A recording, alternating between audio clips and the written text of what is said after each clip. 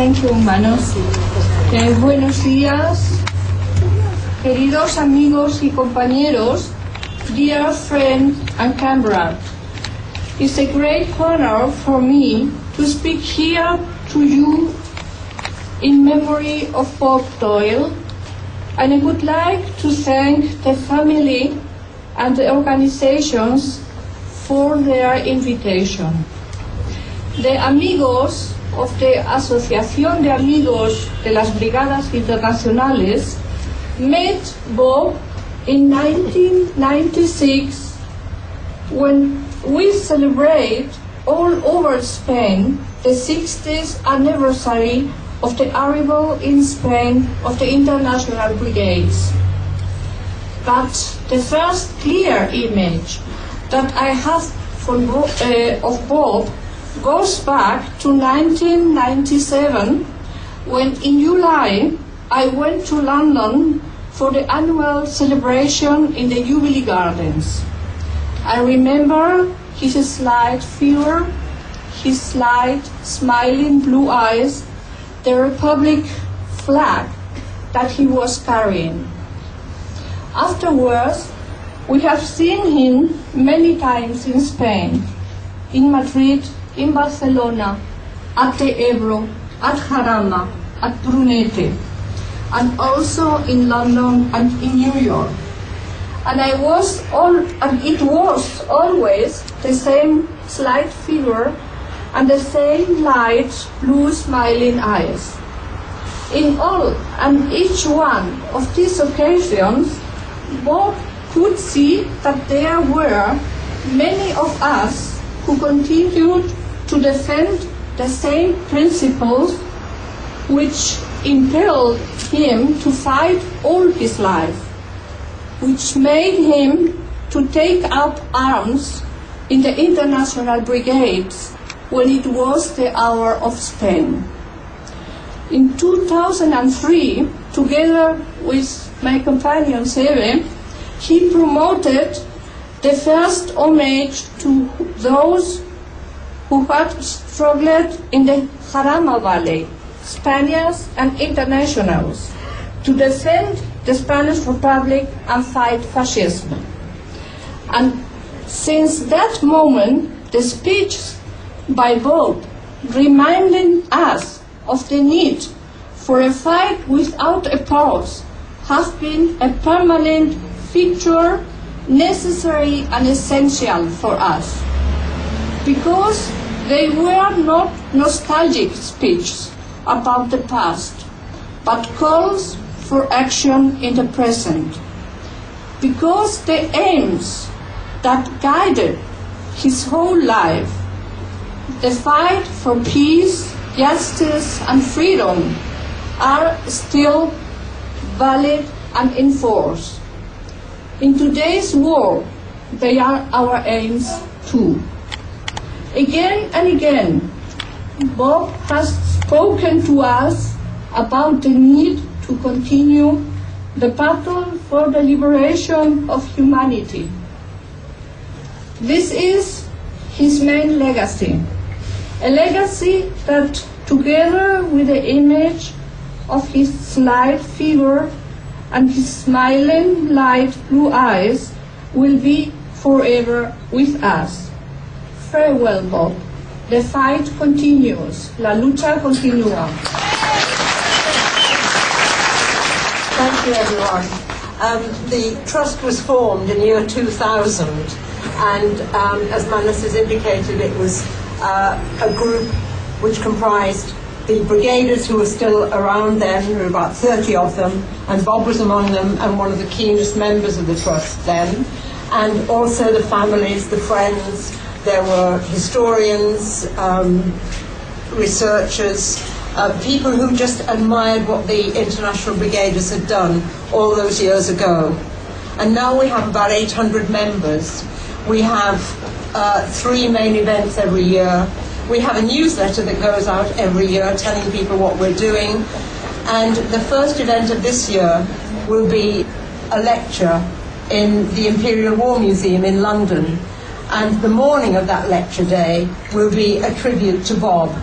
And we're going to show his video diary, Rebel Without a Pause, which he did for the BBC about 10 or 12 years ago. We're going to show that. Harry is going to talk about him, and we hope that some of his family will be there as well. There are lots and lots of people in London who absolutely adored Bob and thought he was a wonderful person, as we all do. And so it's very fitting that that Memorial Day, that lecture day, will be partly a memory of Bob and a tribute to him. Now, at Bob's funeral on Tuesday, there were lots and lots of people. The Golders Green crematorium was packed out. There were lots of tears and lots of laughter. Laughter when Julian, his son, told us about what it was like to be living with a free spirit that was Bob, and the escapades that he got up to, and what the kind of things he made the family do in the name of his special causes: justice, freedom, equality for all. He was always a great fighter and never tired of preaching that, and never tired of actually, just getting down to it himself and hitting somebody or speaking his mind, no matter who was there. And we shall all miss him a great deal.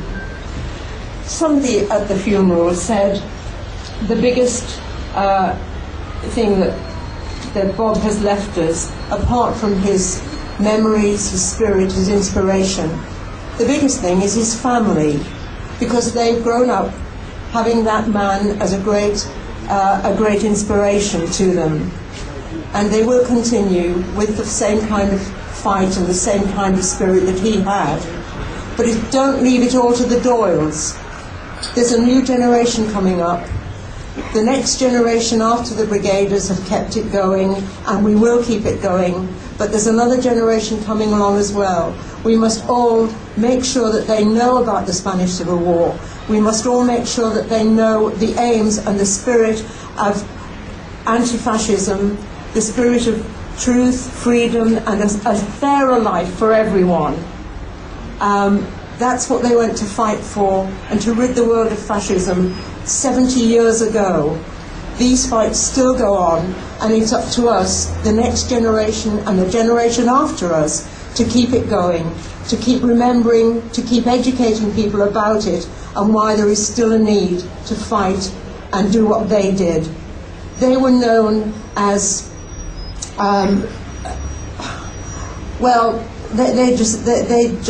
everybody said that they were false prophets and didn't know anything. Well, they weren't false prophets at all. They knew the need to go and fight. They unfortunately lost the fight in Spain, and Spain continued to have a terrible repressive regime for the next 30-odd years. And those people who survived the Spanish Civil War had to go on and fight the same fascist enemies. Hitler, his bombs that had bombed Madrid and Guernica still bombed London, Coventry, Birmingham. And Belfast, that generation we owe a great deal to. They had to continue, they gave the best years of their lives, about 10 years in fact, fighting those fights for us now, and we should never ever forget the debt we owe to them. That's all I really want to say about that generation, but one of the things I would like to say is a great thank you to Ana Perez and the Amigos. They keep the links together of all the people who went from all over the world. There were, people from America, Canada, New Zealand, Australia, Germany, France, as well as England, Ireland, Scotland and Wales. There's a great community of us and a great community of them who went to fight, who saw the need to fight when other people just ignored it. And we're all together now in keeping that memory alive, and we have great pleasure in being linked to all the people all over the world. And it's Anna and the Amigos who have kept all that going. And I just want to say thank you very much, Anna, for that. Thank you. And thank you all.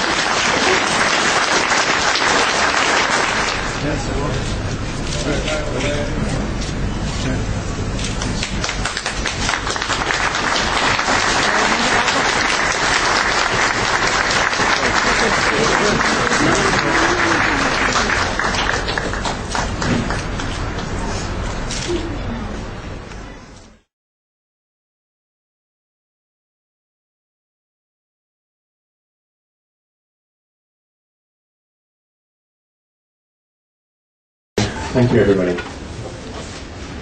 This speech was delivered by my father on February 2007 on the 70th anniversary of the Battle of Jarama, there on the battlefield, where the 500-strong British battalion, of whom only 140 survived, the Irish International Brigaders fought as part of the British battalion. These were his words. Standing here on the battlefield of Jarama, I remember comrades who sacrificed their lives, and my heart is heavy with loss. I especially think of those fellow Irishmen, the poet Charles Donnelly, and my great friend and teacher, Kit Conway. They were good people who came to Spain, as I did, to oppose fascism.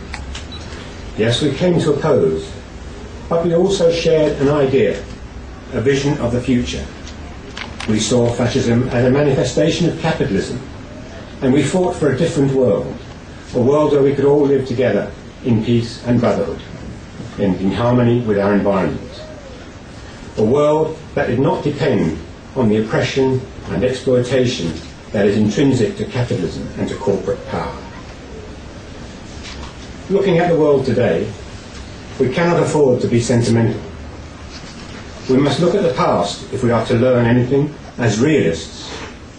And I have to ask, did my comrades sacrifice their lives in vain? Some hasten to reassure me. They say, we may have lost the battle in 1939, but fascism was in the end defeated. They say, look, now we have democracy in Spain, and even a socialist government. This may be true, but what about the idea that my comrades lived and died for? Can we say that it has triumphed? In Spain, when in the last election nearly half the electorate voted for a party that is fascist in all but name? When we look at the wider world, we have seen mass murder in Latin America and Vietnam. As we speak, we see genocide in the Sudan and ethnic cleansing in Palestine. We see brutal imperialism in Iraq and Afghanistan. We see the expanding manufacture and sale of ever more powerful armaments, the use of chemical weapons, and the extension of militarization into space. We see resolutions in the United Nations seeking to abolish manufacture and the use of nuclear weapons being vetoed by the United States and Britain. We see hard-won rights like habeas corpus and trial by a jury of peers under attack. We see the introduction of ever more frightening technologies of state control and surveillance. We see the system of justice being undermined by imprisonment without trial and the use of torture. Hitler and Franco may be dead, but can we say that fascism has been defeated? Instead of uniforms, they wear suits. Instead of fancy symbols and salutes, they employ public relations firms. Instead of ranting racist and chauvinistic speeches, they use the language of Christianity and democracy. But let us not fool ourselves. Fascists are alive and well, and thriving in the institutions of power. So I ask, did my comrades sacrifice their lives in vain? We stand today on the brink of an environmental catastrophe that threatens all of us. This catastrophe cannot be solved by capitalism. Capitalism is its cause. The problem was explained by Robert Tressel, an Irishman working in Britain, a house painter by trade, who wrote a book published in 1905. Robert Tressel explained the nature of capitalism with a parable of Christ-like simplicity. He said, if one day it becomes possible to bottle the atmosphere, capitalists will do it. The air will become a commodity to be bought and sold. There will be air millionaires who will have banks and vaults stuffed with bottled air. More air than they need, more than they could breathe in many lifetimes. At the same time, there will be people, men, women and children, dying in the streets for lack of air. That was capitalism in 1905, and isn't this what we can see around the world today? People dying for lack of clean water, food and medicine. Their environment destroyed by the plundering of their natural resources, while others live in gross and extravagant luxury. The environmental crisis is another manifestation of a society built on greed, oppression and exploitation. The vision of a world where we could all live together in peace and brotherhood and in harmony with our environment seems as far away as ever. And so I ask yet again, did my comrades sacrifice their lives in vain?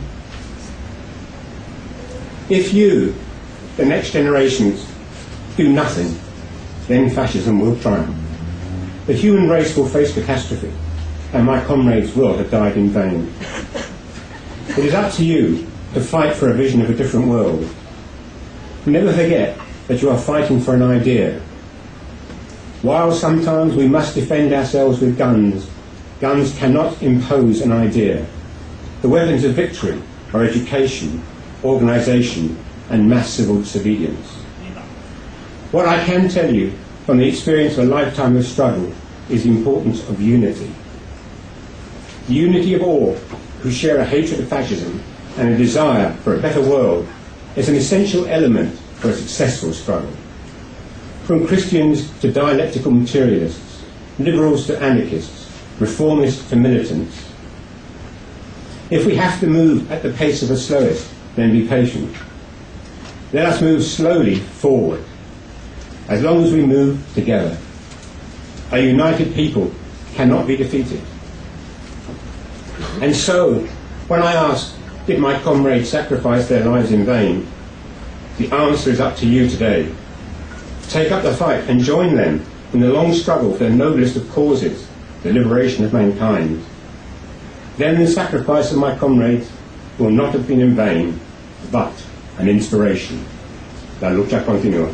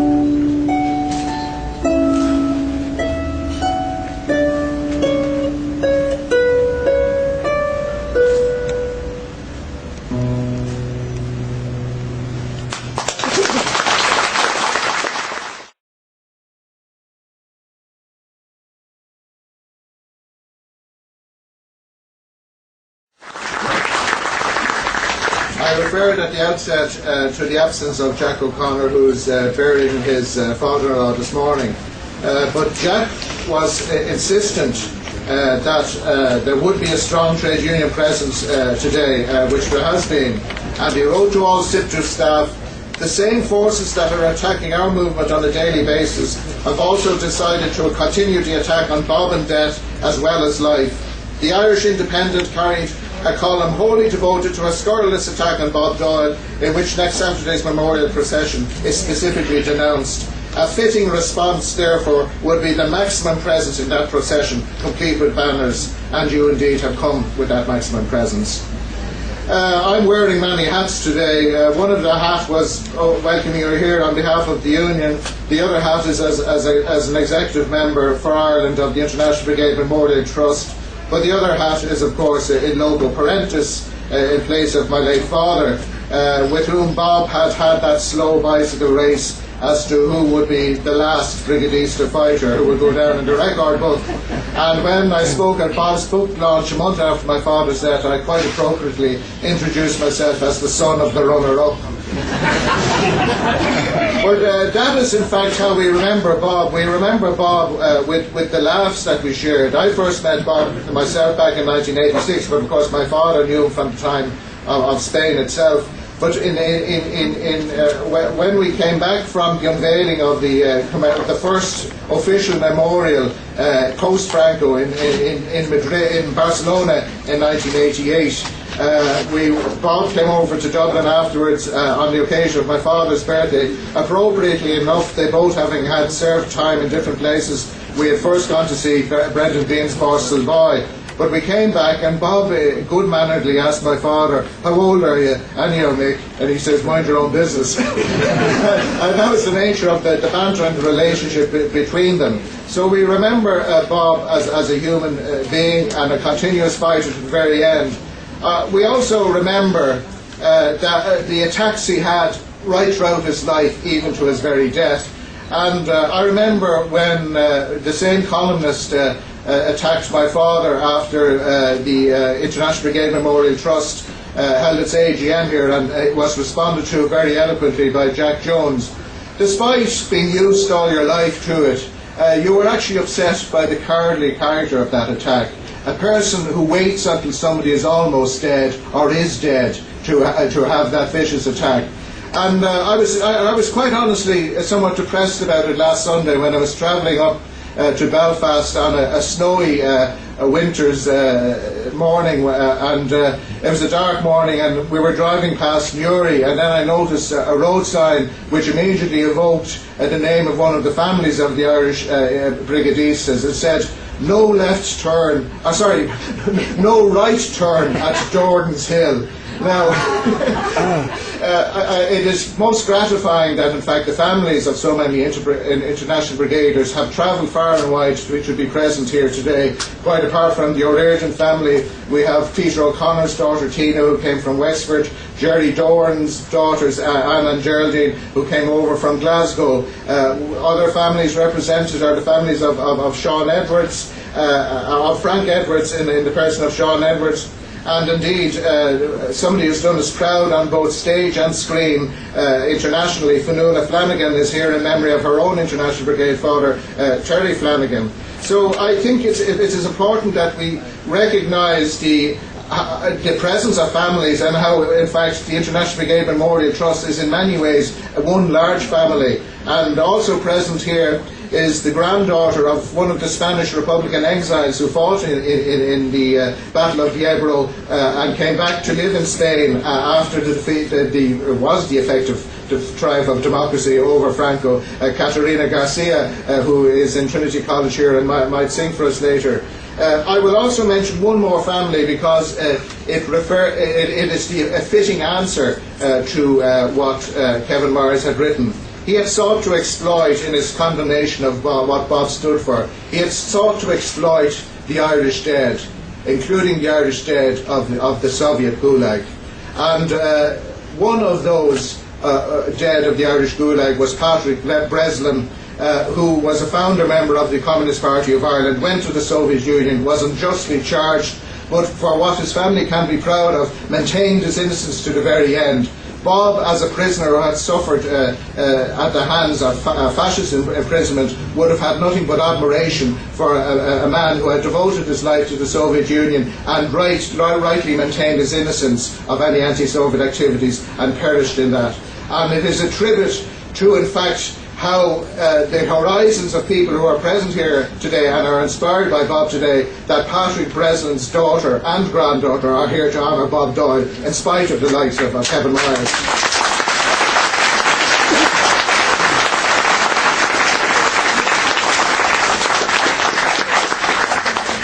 Needless to say, the Irish Independent published that attack on Bob and did not allow me a right of reply.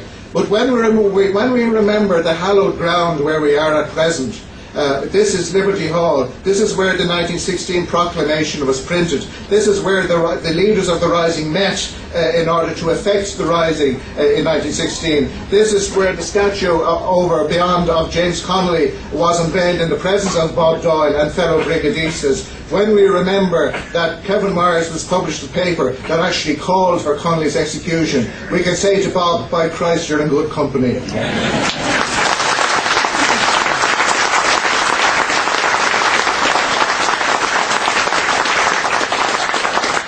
I will just quote the two short paragraphs that the Independent refused to publish from me. As I refer to the column of vituperation directed against the late Bob Doyle by Kevin Myers. As an Irish Republican volunteer, Bob confronted the blue shirt menace in Ireland, fought courageously against international fascism on the battlefields of Spain, and enlisted in the British Merchant Navy for World War II.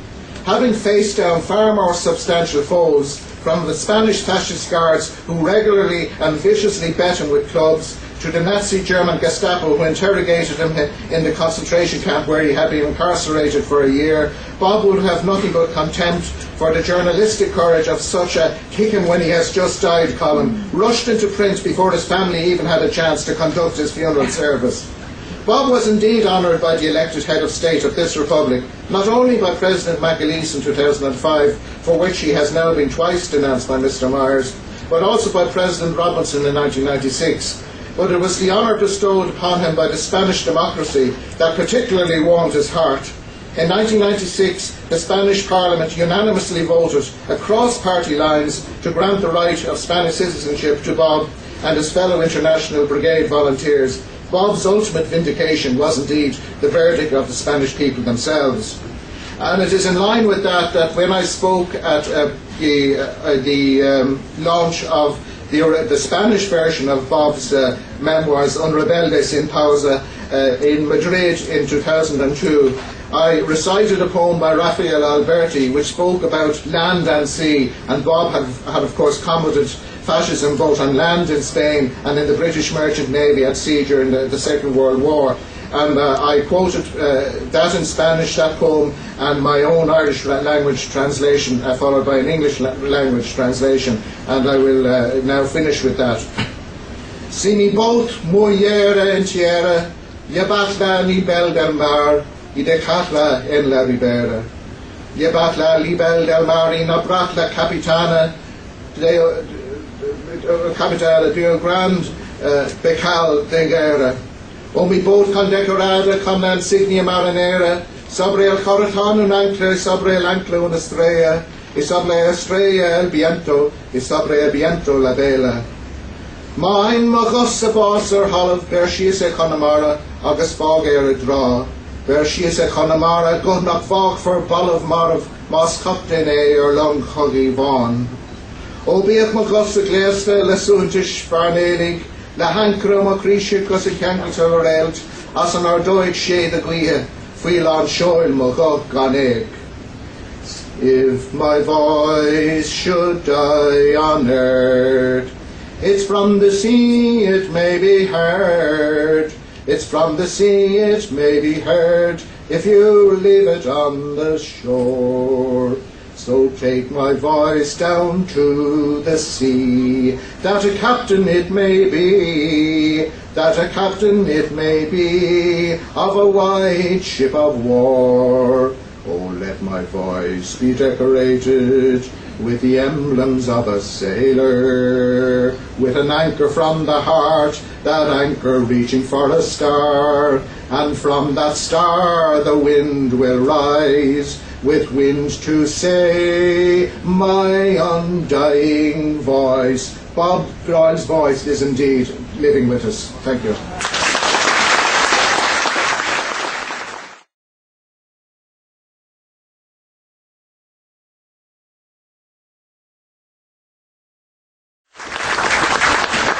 Comrades, brothers and sisters, I won't detain you long because many of you have been standing for a while and it's tiring. I knew Bob in London. We were in the Connolly Association together and we were both in the British Communist Party together. But I think it's important that we realise where he came from and what made him. So briefly, Manus has already given details. He was born in the glorious year of 1916. He was born North King Street. He lived in extreme poverty in the Dublin slums. The family had been forcibly separated for a while, and he was put into foster care. He had perhaps a generosity in latter years towards the clergy which he wouldn't have had from his experience in foster care. It's important, I think, and by the way, can I just say, his book is available. And everyone should buy his book because it's a remarkable human story told like in the speech he has left us. And it's still available, Connolly Books. But it's important because he tells stories like when they burned Connolly House in 1933, he was on the other side. He was not on the side of the defenders because he hadn't politically matured at that time. And it was through his connection with Kit Conway in particular that Bob, who had joined the IRA under Kit's influence and then went left. Now it's important to remember that when he went left, like my father, he was expelled from the Republican movement. And that expulsion order did last until the 1960s. My father used to tell a story about when they were on the route march in the Dublin Mountains. They were marching back, 20 or 30 of them, and I think it was Kit Conway, but they started singing songs, and they started singing the Red Flag. Not a great marching song in my opinion, but they started singing it, and the officer in command shouted back, if you want to sing a song, sing a bloody Irish song. And of course Kit Conway broke ranks, up to the officer, "Bait to report, sir. The Red Flag was written by an Irishman, a fiend, a poacher and a socialist." And of course it was.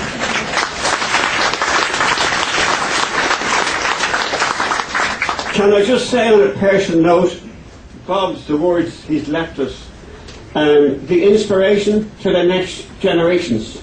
And there are 4 young people here. One of them is my son, who carried the Communist Party banner in the colour parade that led the march today, and he's here with school friends of his, one of whom is writing for his Leaving Cert, his history thesis on the International Brigade. So there are direct, beautiful links that come from the example of people like Bob, my old fella, and the others who are passed down. And they are the inspiration which I think we have to hold to and pass them on. And use, if you don't mind the word, use the example of Bob and the inspiration that he was. What he has said about quoting the Ragged Trousers philanthropist of Thatcher's book about if the capitalists could market and air, wouldn't they do it? And isn't this what they're doing? And if anything that we get from Bob and the International Brigadiers is that we have to continue that struggle. And we should all be, not just in Dublin next Saturday, but making sure our friends, our relations, our trade union comrades, people in the community are all out there in the streets until we finally try to manage to push back this onslaught on the working class that the whole capitalist banking class is forcing. We must do that. Can I just end on a very practical note? Bob and the family and the friends have said that if people felt they had to buy flowers or make a donation, that they shouldn't do so, but they should put in a collection box for the people of Gaza. And there is a collection box for this at some stage. Can I just add the final word which impressed me, apart from the huge crowd that turned out, is what Bob wished for, the unity. The unity of people. Right? Of people of good concern, of just people, people who want a fundamental change in Irish society, but there are people from the different strands of the left. Right? We need more of that, particularly to face the onslaught. So thank you very much for giving me an order.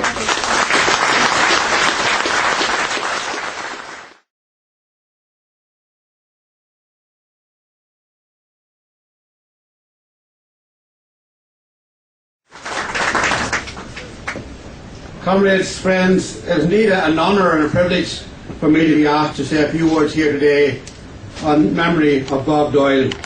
And to his family, the comrades and friends, we extend our sympathy to you today at the great loss of Bob Doyle. Bob had a great number of years, but like anyone else, the longer we have someone like him, the longer we want to have him around us. Bob, an IRA volunteer, socialist at heart, an internationalist, anti-racist and certainly anti-imperialist, was an inspiration to us all down through the years. And I probably come to know him in a different way to most of you, in that I was inspired by Christy Moore's song about the Spanish Civil War. When I heard the name of Charlie Donnelly, and actually then started to research back into just who Charlie Donnelly was, coming from Dungannon, and actually not having been remembered in Dungannon in any great extent.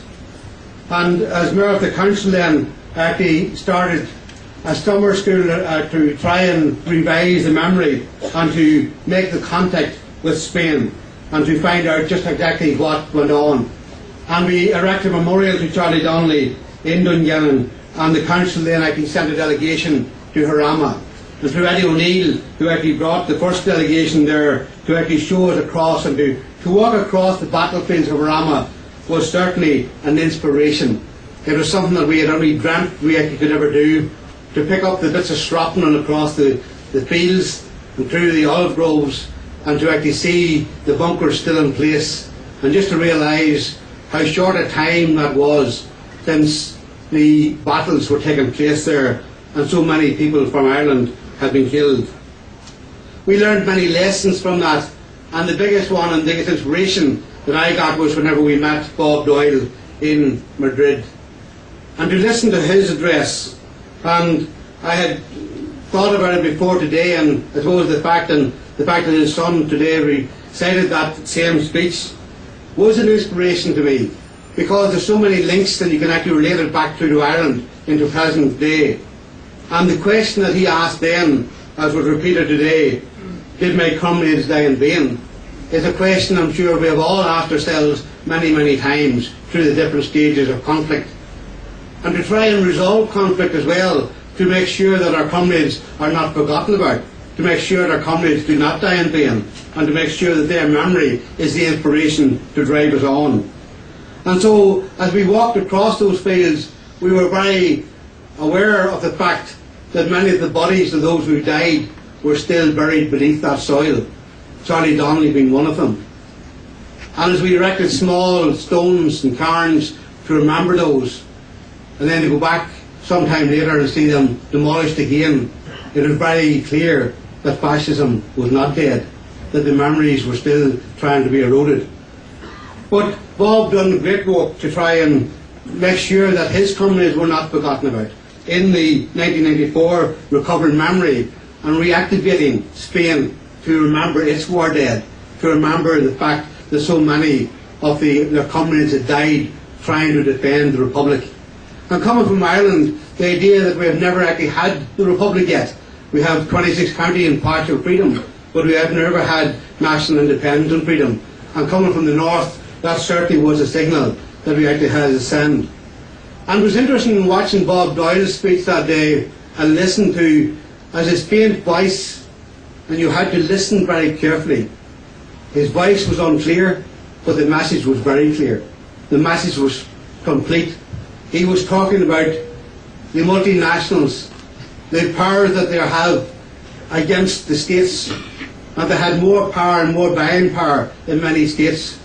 And it was interesting that the previous speaker said about the independent, the power that the media had, and was one of the points that Bob again was making, that the power they have over our thinking today, and the fact that they are accountable to no one, was very, very important. And so his memories of what actually went on struck a chord with us coming from the North. And his clear message, the message which went back to the Civil Rights campaign in the North, and the lines of mass mobilisation and how to bring people together, and the unity of republicanism, which is very important here in Ireland, but to actually educate on what actually has happened, to organise and to mobilise for the future.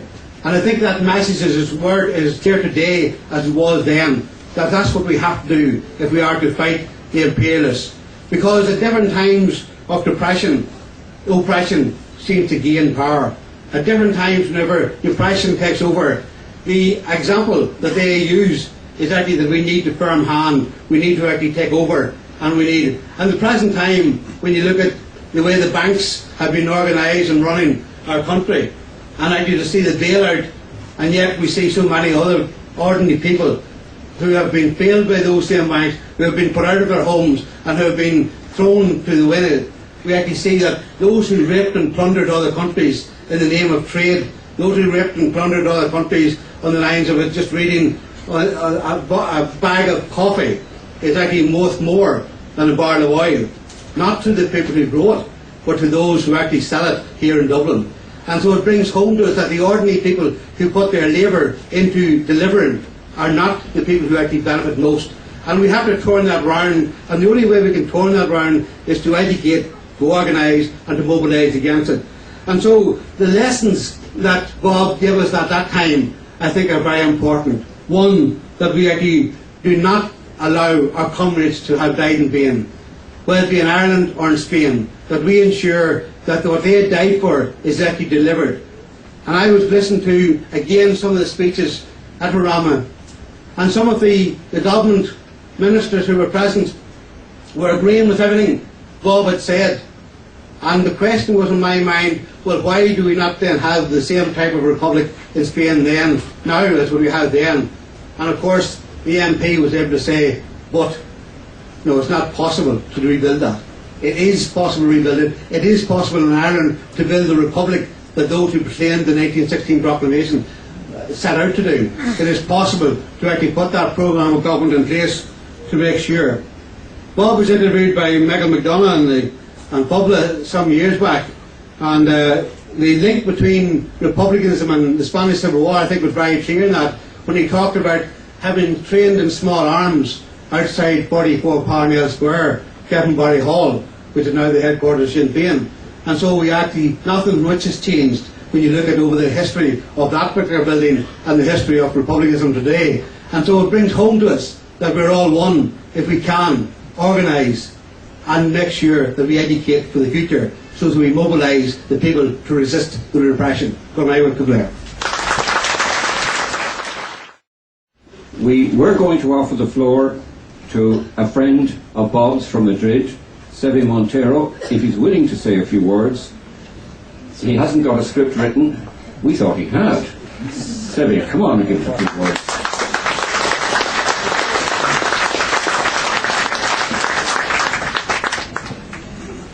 I think Harry is a traitor, because he has not said me that I was going to speak. Well, but this is an honor to me to speak to you, because we formed this kind of joint venture, Bob and me, in order to maintain the memory of the international brigades. Rather than that, to maintain the values, the ideals, the idea and the ideals they fight for. So this is our concern now, our responsibility, our duty to spread these ideas and to fight in the way they taught us, with the union. Many of the speakers before me have taught us what was the message of Bob, but I think the best message is to continue the fight. So, la lucha continúa.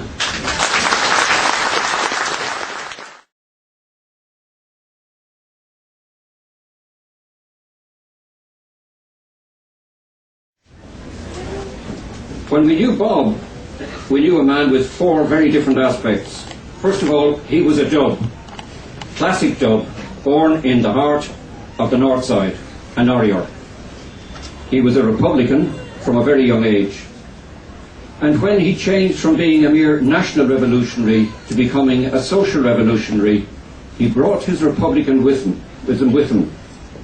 And when he became a socialist, as he had been as a Republican, he remained a socialist all his life. And he brought it into his fourth activity, trade unionism.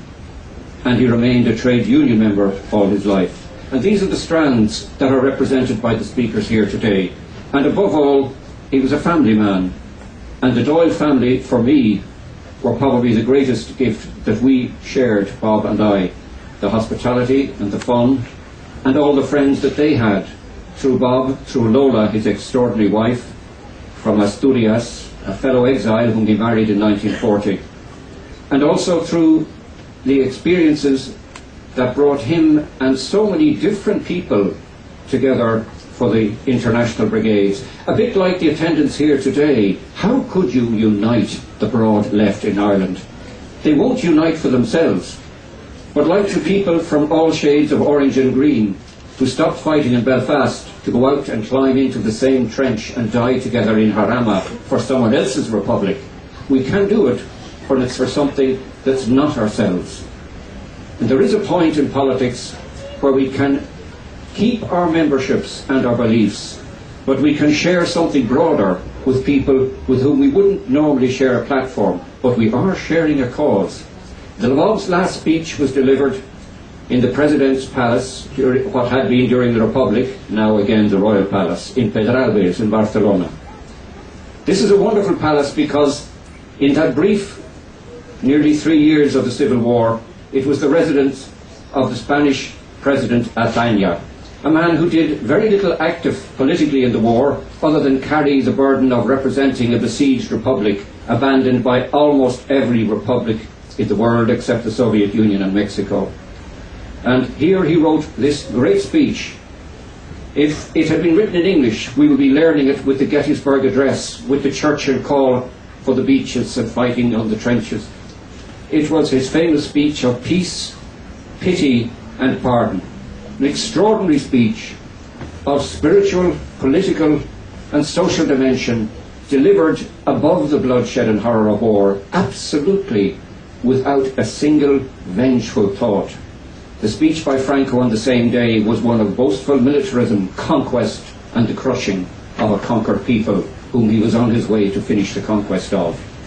And Bob's speech in the Pedralbes Palace, where Ataño delivered that great speech, was not a speech about the past. It was a speech about the warning today. We are now back in a situation with terrible parallels to 1929, 30, 31, 32 and 33, when Adolf Hitler formally appears on the world stage. We have moved into somewhere beyond 1931. We are possibly in a similar phase to people living quietly at home, just trying to get through it, hoping they'd save their jobs in what became 1932. And his message on this was clear. At that time, the ordinary person, the ordinary union member, the ordinary voter, the ordinary employee or unemployed, left it to their betters. And that was a mistake. The betters couldn't handle it, but they gave us war. And it must not happen this time. Thank you.